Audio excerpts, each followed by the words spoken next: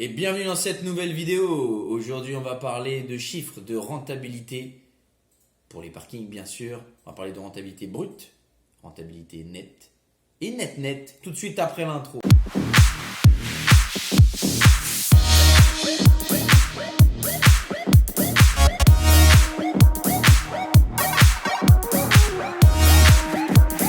Au sommaire, la rentabilité brute. Ensuite, en deuxième partie, la rentabilité nette. Et on aura la rentabilité net, la plus importante pour vous, puisque c'est le calcul réel de ce que vous avez dans votre poche. On attaque. Donc on commence tout de suite avec la rentabilité brute. C'est la base pour tout investisseur ou personne qui veut placer un petit peu d'argent intelligemment, puisque dans la rentabilité brute, c'est ce qui vous permet d'avoir la performance de votre investissement, donc de votre placement. Ça permet de montrer un petit peu un comparatif entre différents investissements. Pour avoir une bonne base, on le calcule tout de suite. Vous avez toutes les informations en règle générale dans l'annonce, c'est-à-dire le prix d'acquisition, le montant du loyer. Si c'est loué, vous devez l'avoir normalement dans l'annonce. Si c'est un vendeur qui vend une place de parking louée, en tout cas, on doit vous donner une estimation. Sinon, dans ce cas-là, il faudra faire appel à un professionnel du secteur au niveau local pour vous donner les éléments. Prenons l'exemple avec des chiffres. On va partir sur un exemple de loyer à 60 euros par mois. On le multiplie par 12. On est sur un prix d'acquisition, dans mon exemple, de 10 000 euros. À ce 10 000 euros, il faut rajouter une base de frais de notaire. C'est un forfait que le notaire vous met en règle générale, sachant que quand vous donnez un peu plus que prévu, ce qu'on appelle des provisions sur frais de notaire, le notaire vous restitue cette somme-là.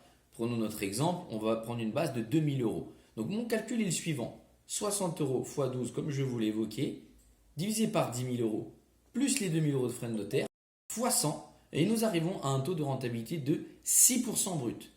Ce montant de 6% vous permet d'aller vite, d'avoir une visibilité pour sélectionner votre emplacement de parking rentable ou non. Ça, c'est à vous de le décider en termes de critères. Chaque personne a ses critères par rapport à ça, en fonction du temps qu'on veut y passer, si on veut avoir un investissement proche de chez soi ou loin de chez soi.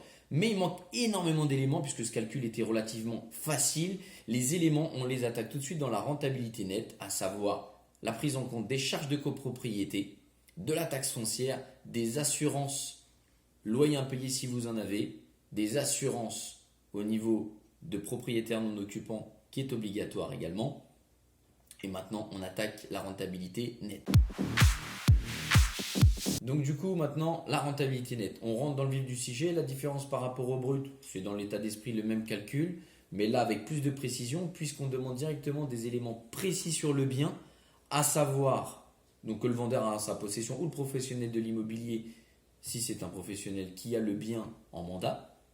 Donc les charges de copropriété, la taxe foncière, l'assurance propriétaire non occupant qui est obligatoire, et éventuellement l'assurance garantie loyer impayé, qui pour moi, pour un parking, n'est absolument pas nécessaire. C'est vraiment une option. Vous le verrez par la suite si vous le souhaitez. Donc on rentre dans le détail en prenant les mêmes éléments que la rentabilité brute. À savoir, donc le loyer de 720 euros à l'année. Donc 60 euros x 12 comme je vous ai évoqué. Pour les charges, vous avez 7 euros par mois de copropriété multiplié par 12 parce qu'on le fait à l'année. Ça vous donne toujours la performance et calculé à l'année. Donc les 7 euros sur 12 mois, vous êtes à 84 euros de charges de copropriété, 100 euros de taxe foncière dans mon exemple, et prenons en compte aussi 5 euros par mois d'assurance propriétaire non occupant pour une place de parking pour un prix de 10 000 euros d'achat. Donc pour l'assurance propriétaire non occupant, on arrive à 60 euros. Sur l'ensemble de ces charges, vous avez tout de suite les éléments dans la vidéo pour que ça soit clair pour vous. On arrive à 244 euros.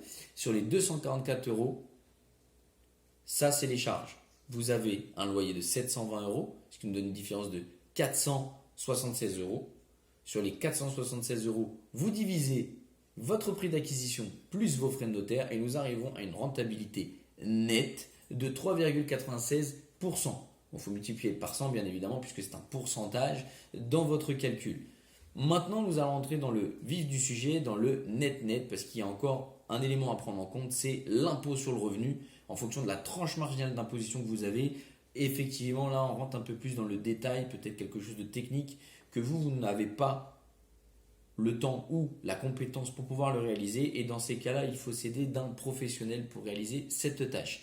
Donc vous avez mes coordonnées si vous souhaitez que je m'occupe du montage pour vous calculer ce type de rentabilité. Il faudra prendre également en compte la potentielle vacance locative et dans une autre vidéo, j'évoquerai l'effet de levier que vous pouvez avoir avec un crédit bancaire qui, là encore, donne une autre idée d'un calcul et savoir si vous avez un cash flow qui est positif, si vous êtes à l'équilibre ou si vous avez un effort d'épargne. Donc tous les mois, vous devez payer en plus ou alors, si c'est positif, cash flow positif, vous gagnez de l'argent avec votre investissement tous les mois grâce à votre placement et donc du coup vous n'avez rien à sortir de votre poche. Dans ce cas, effectivement, c'est une meilleure situation. Donc là maintenant on passe tout de suite à la rentabilité net. Donc maintenant la rentabilité net, c'est le final. C'est ce qui vous reste dans votre poche, c'est le plus important. On a besoin de connaître du coup la tranche marginale d'imposition, donc à combien vous êtes imposé. On va prendre le cas très simple avec des chiffres pour un célibataire imposé à hauteur de 11%. Vous avez tout de suite le tableau avec les détails. Prenons l'exemple donc d'un célibataire qui gagne 20 000 euros à l'année. Donc c'est son montant imposable. On le divise par 12, ce qui équivaut à 1666 euros par mois de revenus. Pour que vous compreniez le calcul de la base imposable, prenons la base. On a 20 000 euros moins 10 225 euros, car quand vous le voyez dans le tableau, les premiers 10 225 euros n'ont pas d'imposition. La différence, à savoir 9 775 euros, c'est ce montant-là qu'on prend pour faire 11%. On arrive à un résultat de 1075 euros et ce montant-là, c'est le montant annuel que paye ce célibataire qui gagne 20 000 euros par an. Maintenant, dans le vif du sujet par rapport à notre calcul, on a en base un montant de 720 euros de loyer. Vous êtes bien d'accord avec moi? On vient de calculer 1075 euros qu'il payait. Les 1075 euros qu'il paye, ça c'est que pour la partie impôt sur le revenu. Sur les loyers, des 720 euros, il y a deux catégories. Soit vous êtes, donc déjà on fait le cas d'un exemple en achat comptant et en non propre. C'est important de le prendre en considération. Le cas d'une société civile immobilière à l'impôt sur les sociétés, je ne rentre pas dans le sujet dans cette vidéo. Il y a beaucoup plus d'optimisation et là, éventuellement, c'est sur rendez-vous en me contactant directement dans les commentaires pour faire le point par rapport à votre demande et à votre projet.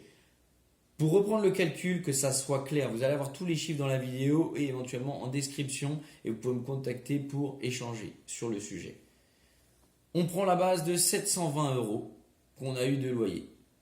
Si on est au microfoncier, donc c'est une règle légale, quand vous êtes inférieur ou égal à 15 000 euros de revenus locatifs, en revenus fonciers, dans le cadre de nous, d'un parking, vous êtes sur ce type de revenus, vous avez un abattement automatique de 30%.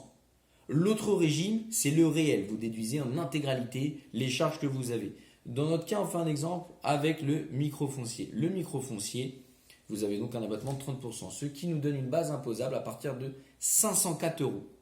Donc des loyers qui sont passés à 720, on ne vous prend pas des impôts sur 720 euros, on les prend sur 504 euros de loyer que vous percevez à l'année. Sur ces 504 euros, on prend 11%, puisque c'est la tranche marginale d'imposition du foyer de cette personne-là célibataire, plus les prélèvements sociaux CSG et CRDS qui sont obligatoires de 17,2%. On arrive à un montant de 28,2%. Donc ce qui nous donne en termes d'imposition un montant de 142,12 euros. Exactement. Prenons 142 pour faire simple dans notre calcul.